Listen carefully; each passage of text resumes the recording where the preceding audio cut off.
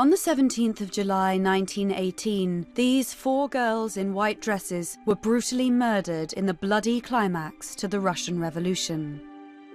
The girls' names may not be remembered, but their alluring mix of beauty and innocence holds an enduring fascination. They are emblems of a world that vanished forever in the Revolution. In Russia today, the Tsar's 4 daughters, Olga, Tatiana, Maria, and Anastasia, have literally become icons and are worshipped as holy martyrs. The second program in this 2-part series will tell their story in their own words. Darling, I'm writing to you in semi-darkness, for we have not dared to draw the curtains. The whitewashed windows are too horrible. And it will reveal the real girls behind the saintly images.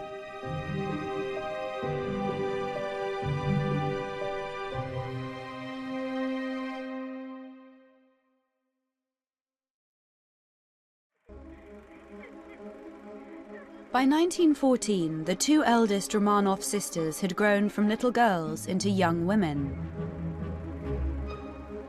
Olga was now 18 and Tatiana 16, and the time had come for them to fulfill the ultimate duty of all royal princesses and be married off to eligible princes.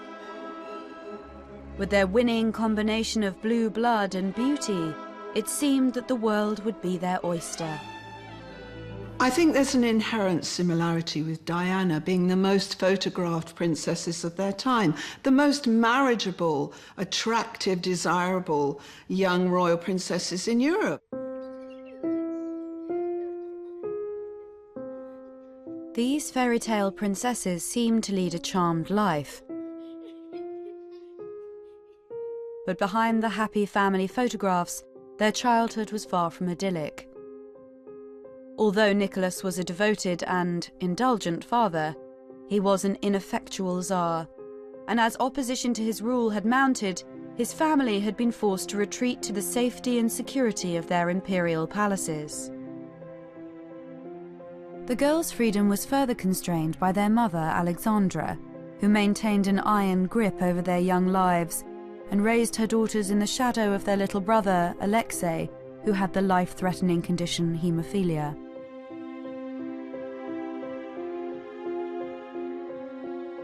At home in the Alexander Palace, the girls were as much prisoners as princesses. They rarely went out, had few friends, seldom saw their extended family, and knew nothing of the real world beyond the palace gates.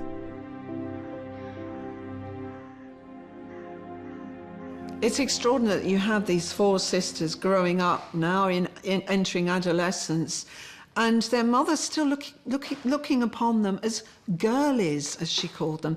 There's this constant infantilization of her daughters, as though she couldn't accept that they were growing up. They needed to be out in the wide world. It's as though she wanted to keep them locked away from that.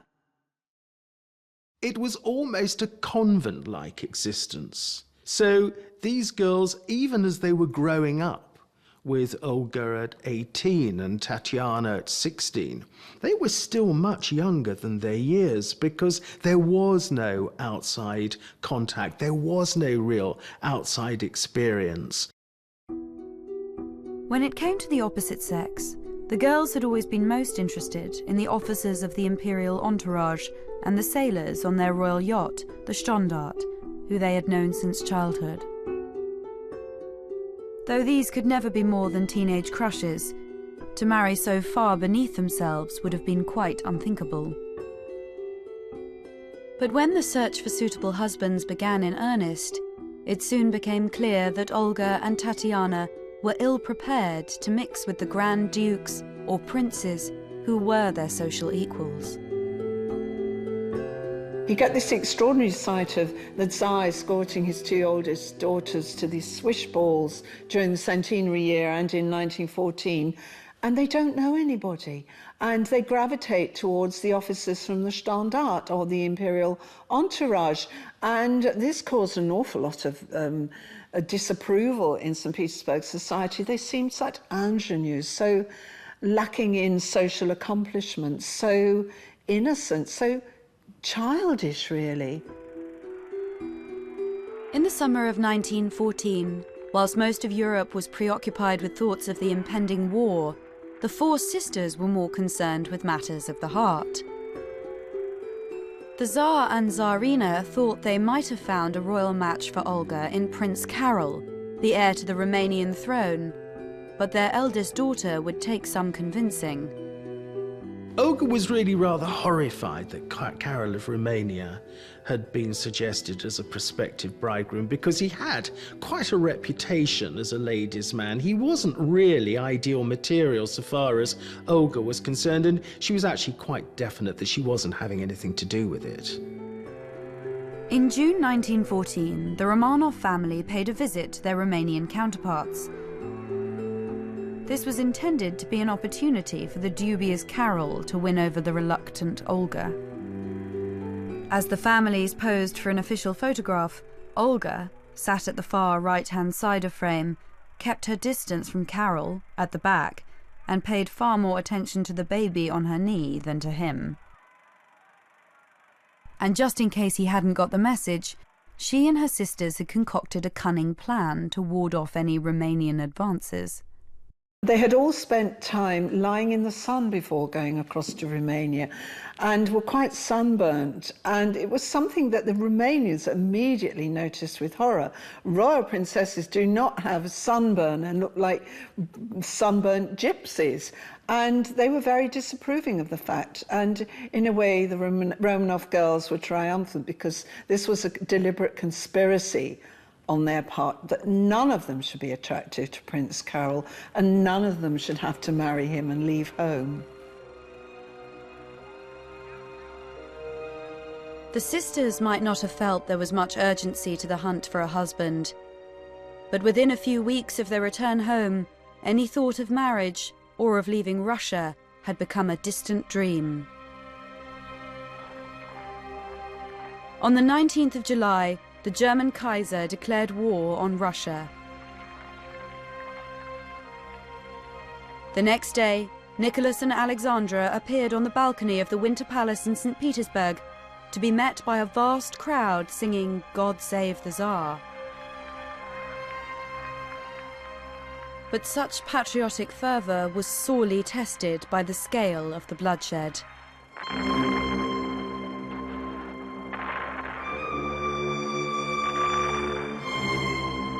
In the first 5 days of fighting alone, 70,000 Russian soldiers were killed or wounded. To deal with the unprecedented scale of casualties, thousands of European women from all walks of life volunteered as Red Cross nurses, and the Tsarina and her 2 eldest daughters eagerly joined their ranks. This wasn't a matter of just donning an apron and mopping a fevered brow and holding hands by the bedside. This was real, hands-on nursing and everything that it involved, seeing people with horrible mutilations and wounds.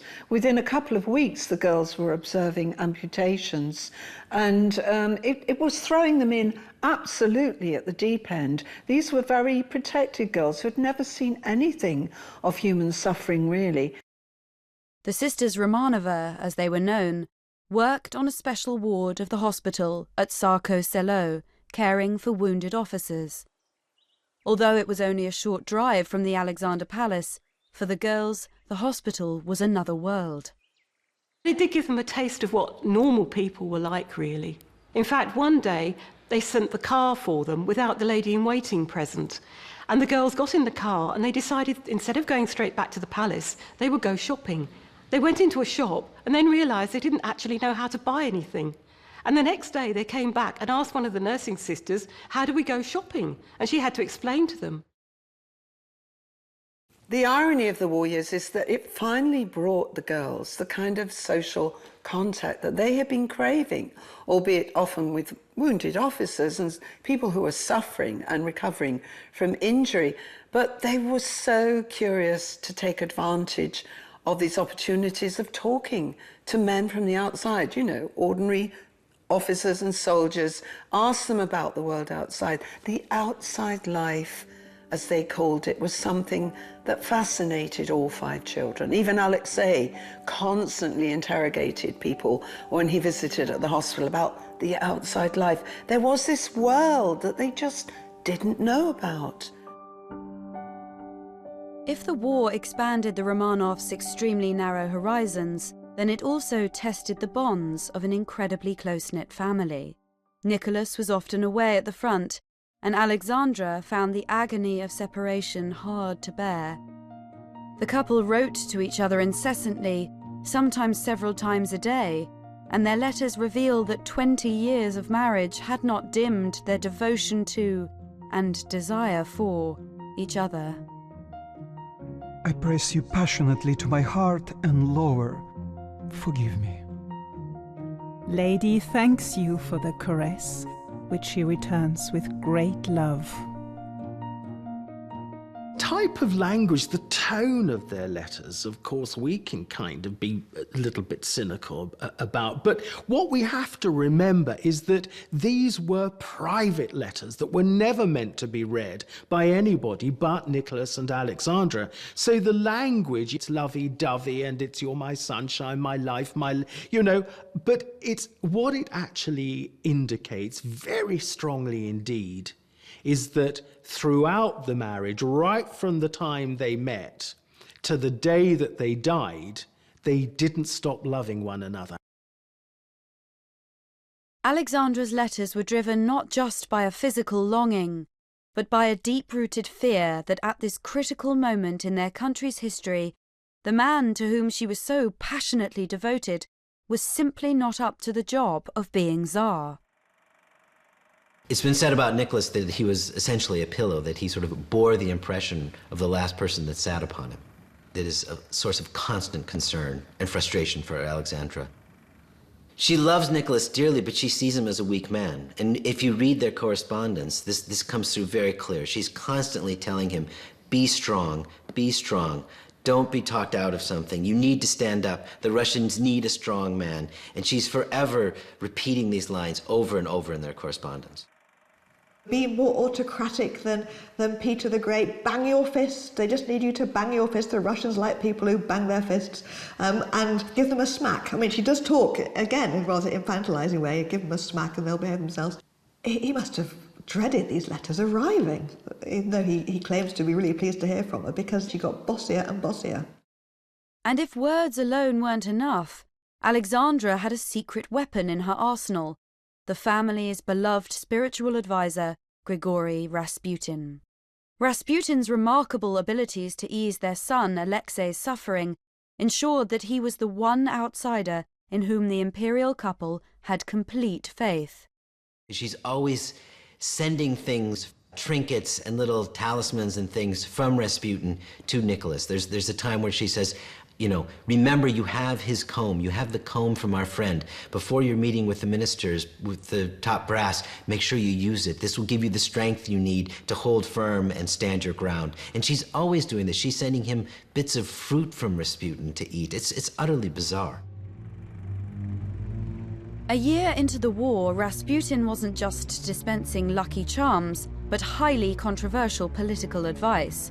By the summer of 1915, the Russian army was in retreat.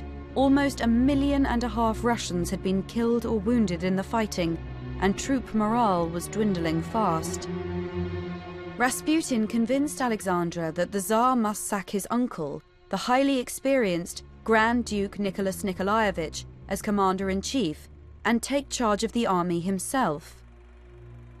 And in fact, when the Tsar told his mother, the Dowager, that he was thinking of getting rid of Nikolasha, she said, everyone will think this is at Rasputin's bidding. And she writes in her diary, and he blushed. With the Tsar commanding the army, he left the Tsarina at the Alexander Palace, with instructions to oversee the running of the government. She was only too happy to oblige. Many now believed that this was the true seat of imperial power, and they had their suspicions about how much influence the Tsarina's favourite was wielding. Once Nicholas leaves and heads to the front permanently, Everyone is then focused on what Alexandra is doing in the palace. And the fact that Rasputin remains in Petrograd leads to all sorts of rumor and gossip and salacious talk that the two of them are, in a sense, pulling all the strings. And these are the true powers behind the throne, and they are the ones that will bring ruin to the country. As the atmosphere at home grew increasingly claustrophobic, the Romanov sisters found a welcome escape in their war work. Hundreds of their private photographs reveal how close Olga and Tatiana became to their favourite patients. The hospital increasingly became like a second home for all of them. And as the years went on and more wounded were arriving, they spent longer and longer days, often till nearly midnight, changing the dressings, making beds, helping boil the silk for sewing stitches and preparing swabs. They had free time in the afternoons after they went home for lunch to go back to the hospital and sit with their favourites and look at photographs, take endless photographs of each other. And such became this narrow but in a way strangely happy life they had, that even when they went home at the end of the day, they often still telephoned back to have one last chat with their favourites.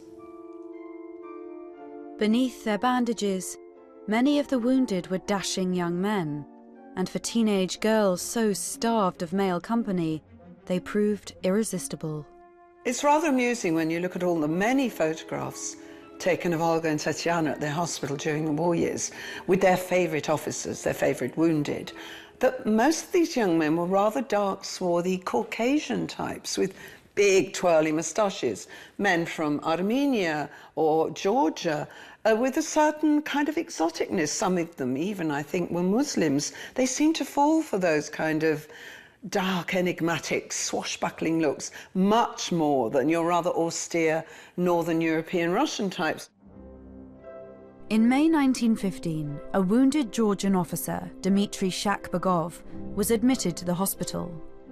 He was a sweet and bashful character, and Olga and he were soon smitten with each other. But love had scarcely had the chance to blossom when disaster struck, and Mitya recovered and was sent back to the front. It's kind of an irony, really, that he had to get seriously wounded again for Olga to see him later in the year. But when Mitya Shakbagov was brought back quite badly wounded a second time, her world lit up again, and she was happy, and she was smiling, and she found every possible excuse to be at the hospital. And this was the sum of her life, her world. Olga filled her diary with references to her beloved Mitya. 13th August. Clean the instruments with Mitya, the darling, sitting next to me. 29th August. Went to Vespers. Mitya, the darling, also came. Such absolute joy. Thank you, God. 7th October. Sat for a long time with Mitya. But her position meant that there was no hope this passionate affair could ever be consummated. I think if Olga had had her wish to marry and live quietly in the country, she would have wanted to marry a man just like Mitya, an ordinary man rather than a prince, an ordinary Russian soldier. It's rather sad that the one thing Olga really wanted to do was hardly likely to happen. I mean, she was an imperial Grand Duchess. She was going to have to make a grand marriage. Olga's thwarted romances only exacerbated the bouts of depression she suffered during the war, which was so severe that she was treated with the period cure-all of arsenic injections. I think part of the cause might have been her relationship with Mitya, the fact that she was besotted by this chap, and that she knew that it really and truly it wasn't going to go anywhere. Dmitry finally left the hospital at the beginning of 1916, and Olga never saw him again. But to the very end of her life, she carried a flame for him. She's clutching at straws for every shred of news about Mitya, how he is. And towards the end of the year, is thrilled to meet his mother and says, oh, it's wonderful. I have a little piece of him. I've met his mother. And as late as the beginning of 1917, almost one of her last diary entries, she's recording his birthday. And when he first was admitted to the hospital, he did find a very special place in her heart, I think. Behind the scenes, private passions might get the better of the sisters Romanova, but in public, the Tsarina and her daughter's war work was meant to serve an important propaganda purpose, although it didn't always create quite the right impression. There was a need for the imperial family to put out a good message, good online message, you know, and there was a photo opportunity done for the Empress and her daughters. The basement of the Windsor Palace had been turned, part of it, into a military hospital, and the Empress had worked there as a volunteer, and she and her daughters were photographed in nurses' outfits. All sounds fine, except that they hadn't taken into account that by this time a British consignment of nurses' outfits delivered to St. Petersburg, Petrograd as it was then, had fallen into the hands of the city's prostitutes. And the whole image of the nurse had been transformed. So this attempt to put out a good PR message backfired very badly. But it was the family's close association with a man of Rasputin's notorious proclivities that caused by far the greatest damage to their reputation. Amid the isolation of the Alexander Palace, the Tsarina seemed oblivious to rumours which made a mockery of her much-vaunted morality. The Empress really becomes the key political figure in the capital, and she loves this role. She likes the fact, as she boasts in her diary, that she's the first woman in Russia to receive ministers since Catherine the Great. And maybe she sees herself playing that sort of role. But in reality, she's much more playing out the part of Marie Antoinette on the eve of the French Revolution. Completely unpopular, with all sorts of rumors circulating around society of her sexual shenanigans with Rasputin. All of this was very damaging because these ideas of sexual corruption in the court became a sort of metaphor for the political corruption of the monarchy as a whole. But Alexandra had such faith in Rasputin that she was willing to turn a blind eye to reports of his increasingly embarrassing sexual misdemeanors. Rasputin had a bad incident in Moscow where he sort of exposed himself in a nightclub, and he boasted that he was sleeping with the Tsarina. When the Tsarina heard about this particular incident and other ones, she thought that there was a sort of double dressing up as Rasputin, pretending to be him, just to discredit him because he was so close to the imperial family. And it wasn't just the Empress herself who was implicated in the gossip. Her innocent children were tarred with the same brush. It was said that Rasputin had had his wicked way with the Romanov sisters.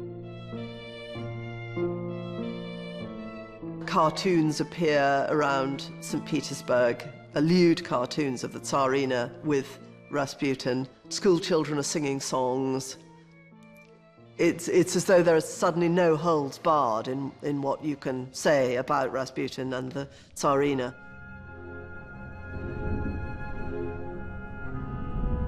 Alexandra and Rasputin were not only rumoured to be guilty of a sexual scandal, but of the most horrifying political betrayal. The true allegiance of the German Tsarina was called into question, and even ordinary Russians, whose loyalty Nicholas and Alexandra had taken for granted, now seemed to have lost all faith in their Tsar and Tsarina. There's a great conviction that Rasputin and Alexandra, remember she is a German after all, are actually spying and working with the Germans to conclude a separate peace and sell out the Allies. And this is a very, very widely held belief. This is not some lunatic fringe. This is conspiracy beyond anything we in the West can imagine. The degree to which it extended throughout all of society was simply unprecedented. I think historians have tended to sort of belittle all of these rumours about Rasputin as a bit of tittle-tattle, and it's interesting but not really part of the revolutionary story. But I don't agree with them, because by 1915, when these rumours take off, there's a revolutionary crisis. And in a revolutionary crisis, what matters is not what's true or not. There's no reliable information. Newspapers are censored. People don't know what to believe. What matters in a revolutionary situation is what people believe. And these rumours were believed, not just by ordinary people in the streets, not just by peasants, but they were believed by statesmen. They were believed by foreign ambassadors. Buchanan, the British ambassador, Palaiologos, the French ambassador, are repeating these rumours as if they were true to their governments. So these rumours take on a real political power and become very damaging to the monarchy. Shut away in her palace, Alexandra's commitment to the man widely believed to be at the root of Russia's problems never faltered. But with the Tsarina insisting that her weak-willed husband follow every one of Rasputin's political pronouncements, the government ground to a halt. Ministers were no sooner appointed than they were sacked. In little more than a year, 5 different prime ministers, 4 different ministers of the interior, and 3 different war ministers all came and went. And nobody was more conscious of the looming political crisis than the extended Romanov family. If the Tsar would not stand up to his own wife, they would. I think you could call the Romanovs at this point probably one of the great dysfunctional families of all time. The degree to which no one trusts anyone. They're talking behind each other's backs. It's a recipe for disaster, and it's remarkable the degree to which they have allowed this to happen, that they don't realize that they need each other. On the 16th of December 1916, members of the wider Romanov family finally made their move. That evening, Rasputin disappeared in Petrograd. Anastasia recorded in her diary, Father Grigory went missing last night. They're looking for him everywhere. It's absolutely dreadful. That night, the sisters were so upset that the 4 of them shared a bed. 2 days later, they heard the news they had dreaded. Rasputin had been murdered. It was Olga alone who recognized that his death might be a blessing in disguise. It's interesting, of the 4 sisters, Olga seemed always the most sensitive to the wider political situation. And she had sensed, I think, for quite a while, that there was a certain malevolent influence about Rasputin that was not a good thing. And perhaps there was a need to kill Rasputin because he'd overreached himself with their mother and his influence over her. But what upset her was the brutal way in which he was murdered. Rasputin was poisoned with cyanide-laced cream cakes, shot, and then bludgeoned to death in the cellar of the Moika Palace, home to Felix Yusupov, the heir to Russia's greatest fortune.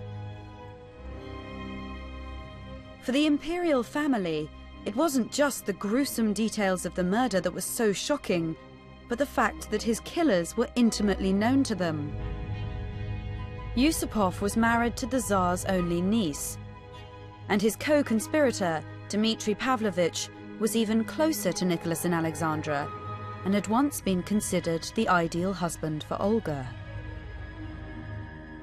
Rasputin's murder is sort of a family murder, almost, if you will. I mean, Grand Duke Dmitry Pavlovich, one of the main conspirators, was a cousin of Nicholas II and was practically raised almost as a surrogate son by Nicholas. So this was sort of treachery at a most intimate, personal level, and clearly struck at the very heart of Nicholas and Alexandra when they learned the degree to which the people that they had allowed in, and very few people were allowed in to them and to be close to them, these were the ones who then sort of thrust the dagger and struck at a person in whom they had placed all their faith and hope. Alexandra is completely desperate over Rasputin's murder. She's also very bitter. There was already a great divide between her and the rest of the family, but it must have made it enormously impossible to cross the divide when it was realized that actually members of their own family had been involved in the assassination. It's like assassinating her. The Romanov clan hoped that the murder would be just the first step in a palace coup. It wasn't Rasputin alone they wanted to see the back of, but the Tsarina herself. Rasputin's murder was part of a larger plan. It wasn't simply one murder that they were planning, but it was sort of a larger way of trying to neutralize, not just obviously Rasputin, but Alexandra as well. That there was talk that she would be sent to a convent and forced to take orders as a way of getting her out of the government, of again, fighting these dark forces, and thus allowing Nicholas, they hoped, to stand up and take complete rule of the country. Nicholas's own mother allied herself with her son's opponents and agreed that her wayward daughter-in-law should be banished. If only the Lord would open poor Nicky's eyes, and that he would stop following her dreadful advice. What despair! All of this will end in disaster. I think the conspirators believe that the monarchy will come to its senses. Nicholas will correct his policies and allow for a sort of compromise with the opposition forces to see the country through to the end of the war. But, you know, in assassinating Rasputin, they bring about quite the opposite, because Nicholas and Alexandra withdraw even further into seclusion and will have no truck with any talk of reform. So that by January 1917, we have a really hopeless situation in which there's no possibility for any compromise at this late stage. And really, the monarchy's doomed. By February 1917, Nicholas and Alexandra's isolation was absolute. They were estranged from their wider family and totally cut off from Russia's looming political crisis. Nicholas is oblivious to the situation. He's out at headquarters, and his diary, you know, it's still filled with the usual stuff about who was at dinner, games of dominoes still. He's more concerned that a couple of his daughters have measles than with the reports that are now coming in February from General Khabalov about disturbances in the capital. And he's not prepared to make any concessions at this late stage. On Sunday, the 26th of February, the Tsar ordered the use of military force to put down protests in Petrograd, but the capital soldiers chose instead to side with the people. The following day, the Petrograd garrison mutinied, and a disturbance became a revolution.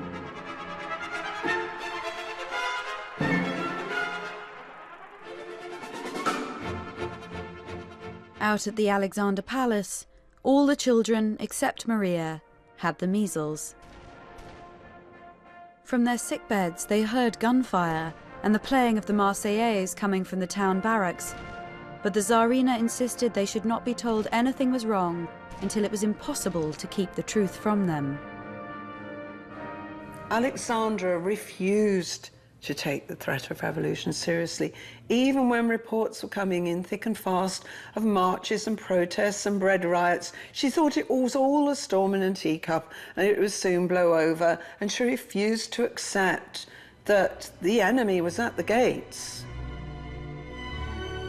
But as the unrest in Petrograd intensified, events overtook the Romanov family. The leaders of the Duma and Nicholas's own military chiefs insisted that only his abdication could resolve the crisis, and the Tsar did not take much convincing. On the 2nd of March, more than 3 centuries of Romanov rule came to an end when Nicholas renounced the throne for himself and Alexei. Initially, only Maria was told the news, as the other children were still so ill. She seemed to be taking it well, until one of the court ladies discovered her crouched in a corner weeping. She was terrified that the revolutionaries would come and take her mother away. Almost a week later, Alexandra finally broke the news to the rest of the children. It was Alexei who was the most perplexed by it all. He was totally bewildered. He couldn't understand. He said, well, does that mean I won't be able to go and see my soldiers anymore? Won't we be able to go on the Stondart, our yacht, and sail around as a family? No, none of that was going to happen anymore. And then he asked the perfectly logical question. He said, well, who's going to be Tsar? Well, there isn't going to be a Tsar, he was told, but If there isn't a Tsar, he asked, who's going to govern Russia?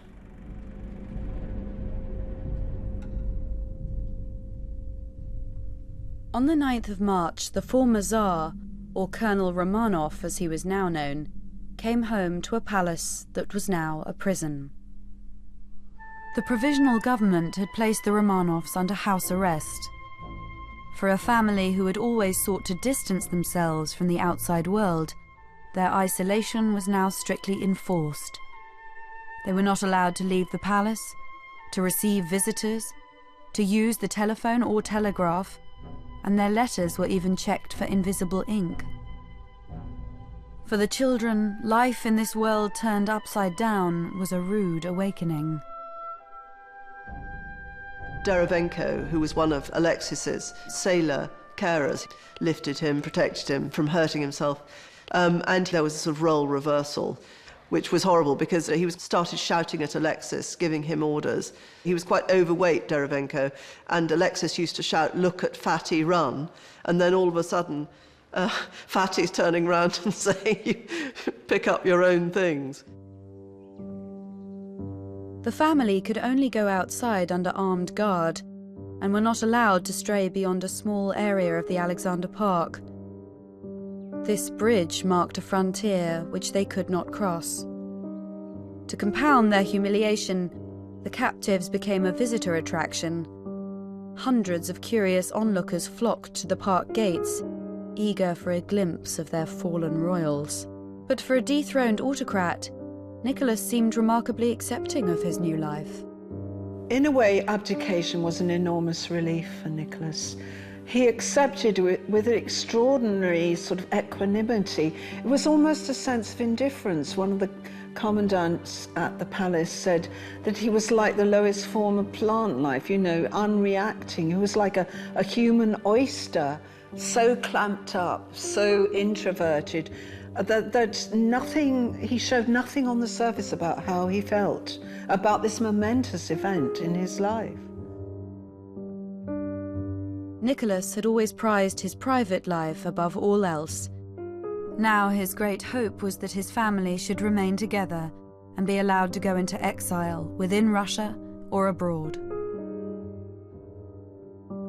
I think he felt that it would all come right in the end.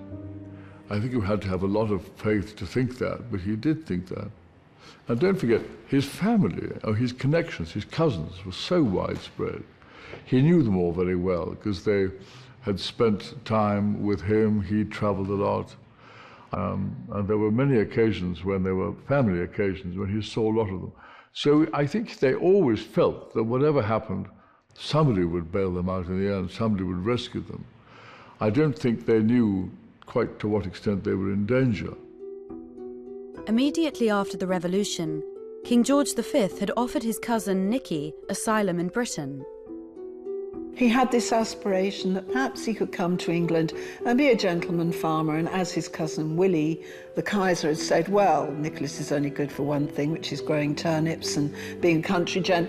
That would have suited Nicholas to live in obscurity and just be a modest family man. But such modest ambitions were ultimately thwarted by his children's measles. If they had acted quickly, if both the British and the provisional government in Petrograd had acted quickly, they might have got the children and Alexander out north to an ice-free port like Murmansk and under a white flag to Britain. But the tragedy was the children were far too sick to be moved.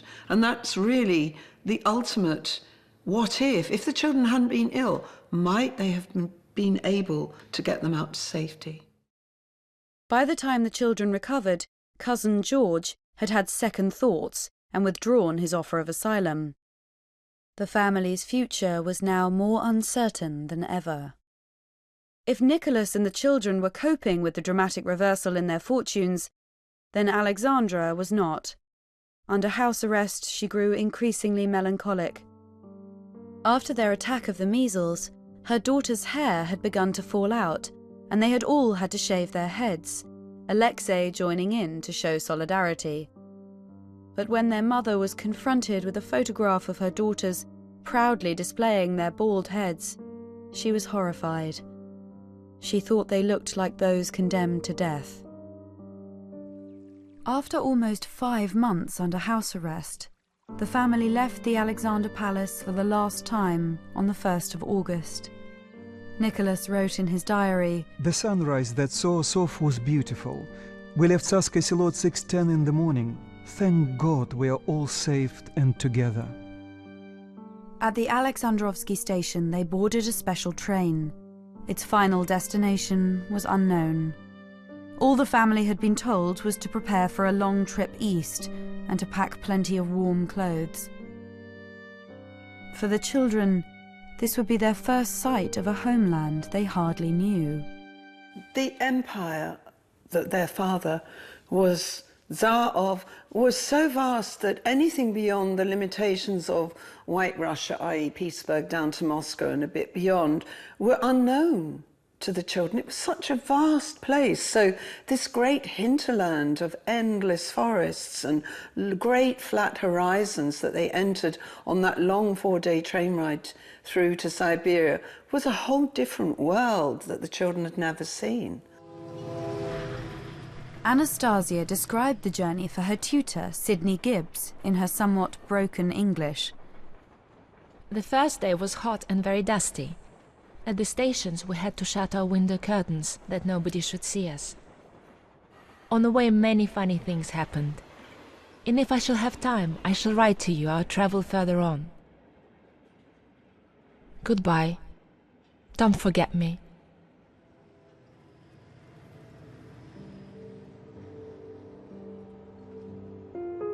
She was right to worry.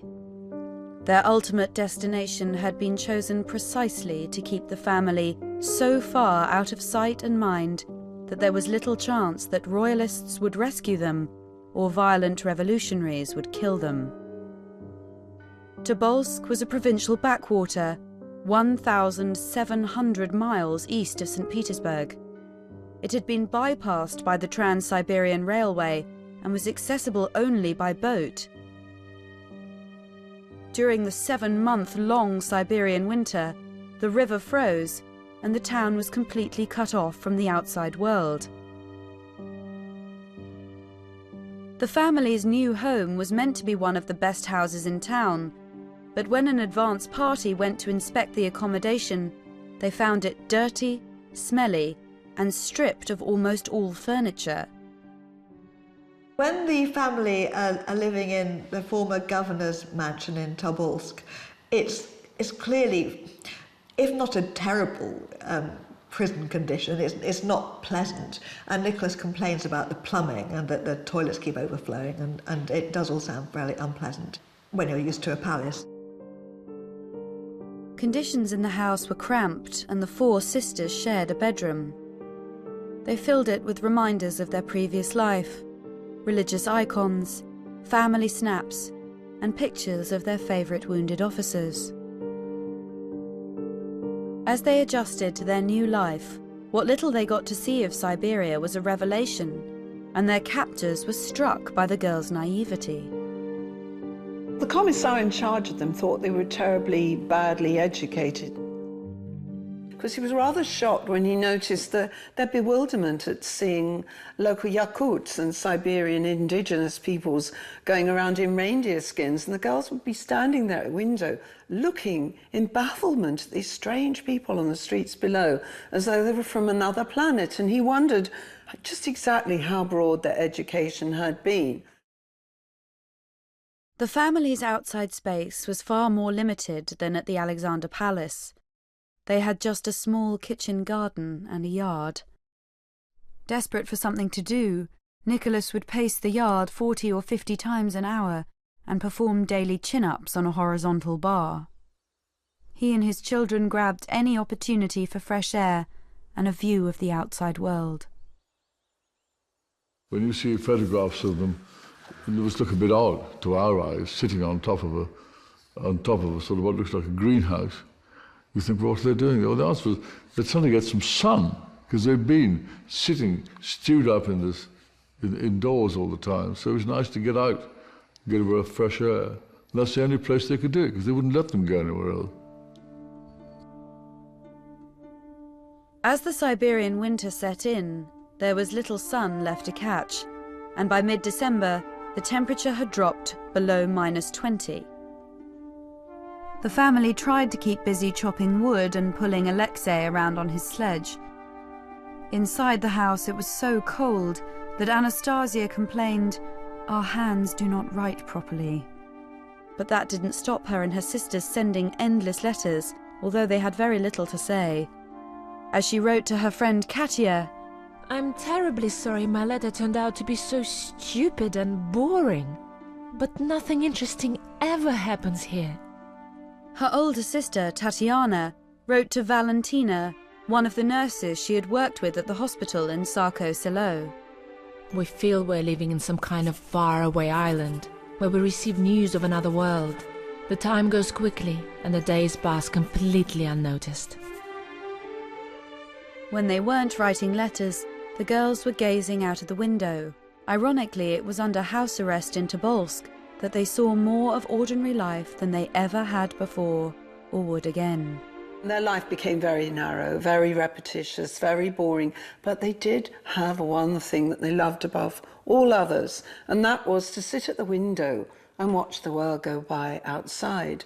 And this became almost a primary hobby, and the girls would mention it in their letters to friends and family, how they took such pleasure in sitting and watching people in the street below and waving to them. At least they had a kind of point of contact, even if it was through the glass of the windows.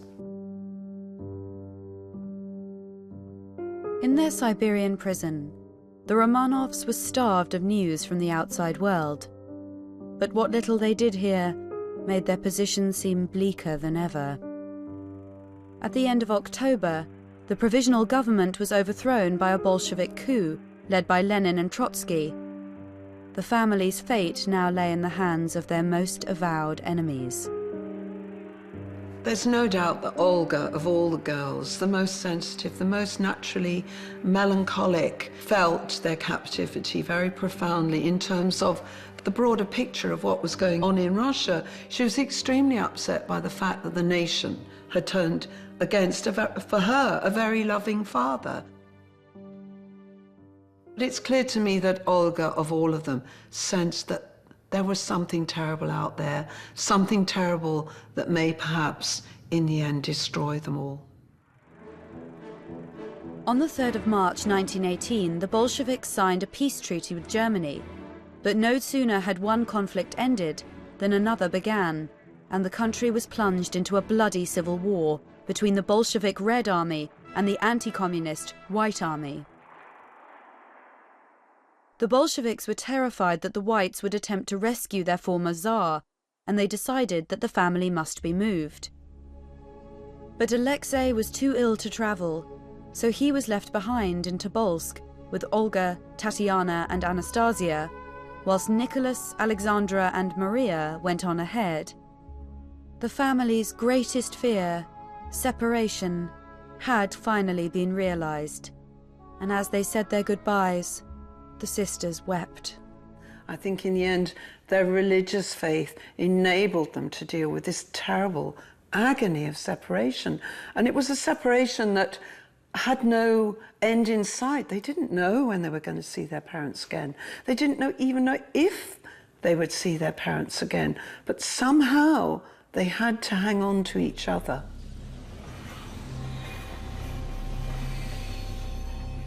Nicholas and Alexandra expected to be taken to Moscow, the new Bolshevik capital, but instead they found themselves in Russia's third city, Ekaterinburg, more than 1,000 miles east of the capital.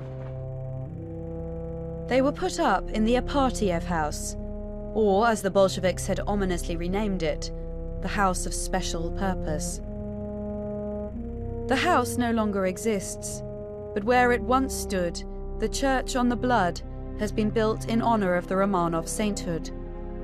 It was consecrated in 2003 and has become a major pilgrimage site.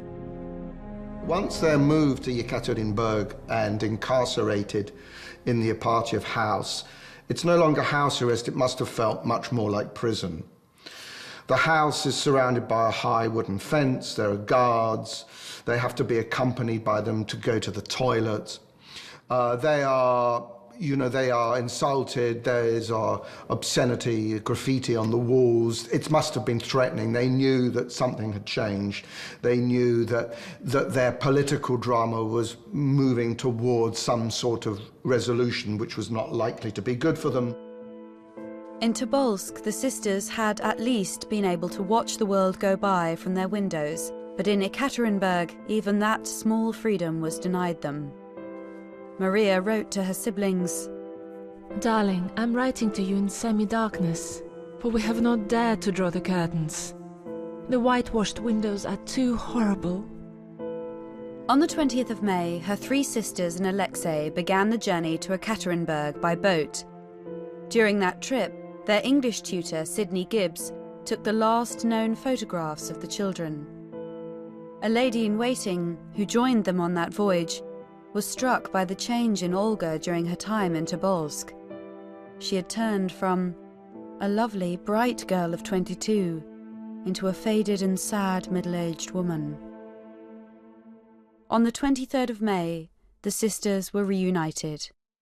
After a lifetime spent in virtual captivity, their imprisonment was now total. There is no semblance of real life at all. You know, the girls to try and do something about this unending boredom are taught by the cook to make bread rolls. They take great delight in washing handkerchiefs. The end is kind of coming closer and closer, and I can't believe for one moment that they didn't have some idea of what was going to happen. As they struggled to adapt to their new situation, the sisters found comfort from a most unlikely source. The girls had always been drawn to soldiers, whether the sailors on the royal yacht or the wounded officers they had nursed, and their jailers were no exception. One thing becomes very apparent in the Apachev house, that brief hot summer, is that they're all going stir crazy. You have 4 hormonal young women, plus a probably menopausal mother and a sick brother, all hemmed in, crammed in with each other. It's clear that those girls, in their frustration and their boredom, saw the officers surrounding them as the only kind of point of contact, the only form of entertainment or human associations. Of all the 4 girls, Maria had always been the most open and the most friendly, the most engaging. She loved the company of soldiers. She, of all the sisters, seemed the most susceptible within the Apachev house to making friendships that perhaps would worry her parents. Maria was treading a fine line, one that was crossed on the 26th of June, her 19th birthday, when one of the guards, Ivan Skorohodov, brought in a cake for her. Relations between captor and captive had become dangerously close.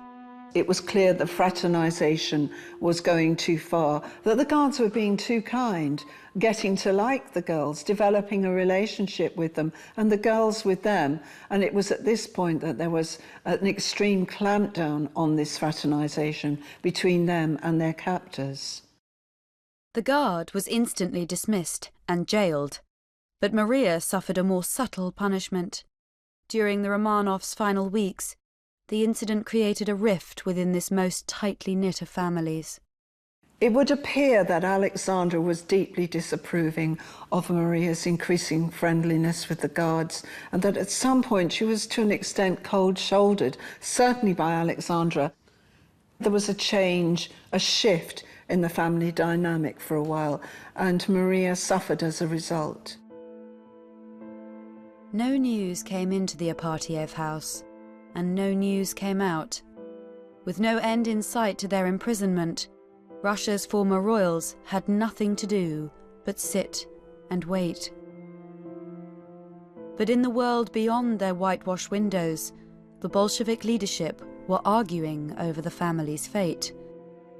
Trotsky wanted to put Nicholas on trial in Moscow, but others favoured a more straightforward solution.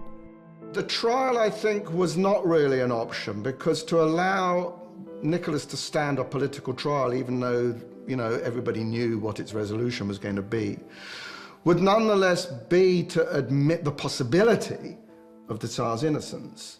And if you admit the possibility of his innocence, that's to raise the question of the revolution's legitimacy. So in a sense, to put the Tsar on trial was at the same time to put the revolution on trial. And that was not revolutionary justice. Revolutionary justice was to carry out the will of the people and murder them. On Monday the 15th of July, 4 local women came to wash the floors of the Apatiev house. They were the last civilians to see the 4 sisters alive.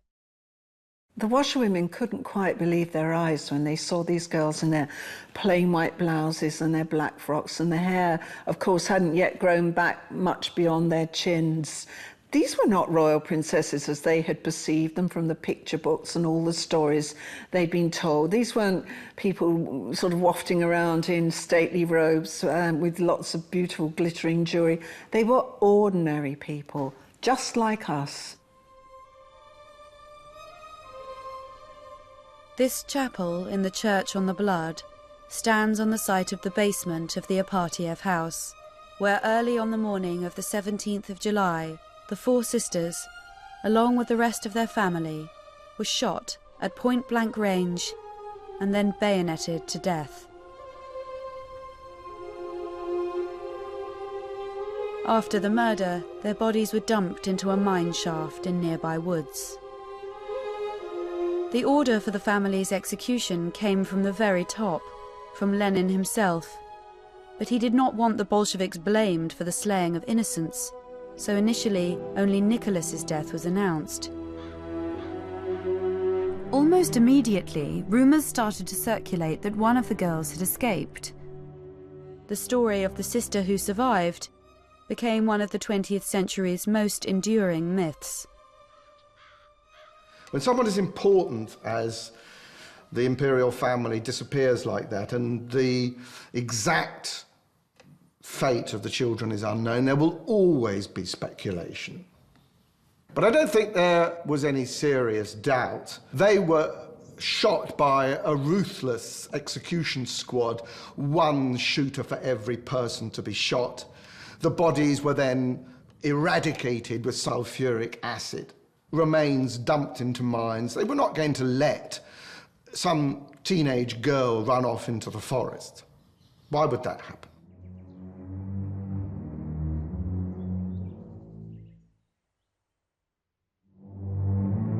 When they died, Olga was 22, Tatiana 21, Maria 19, and Anastasia 17.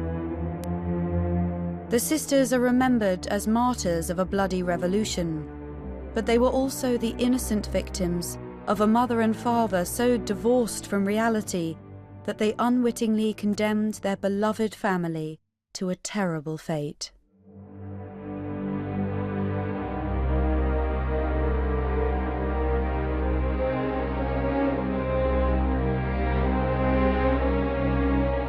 Next here on BBC Two, nature holds a cacophony of sounds we humans can't hear. Super Senses, the secret power of animals, explores. Well, over on BBC Four now, investigating everyday miracles, the genius of sofas, stockings and scanners.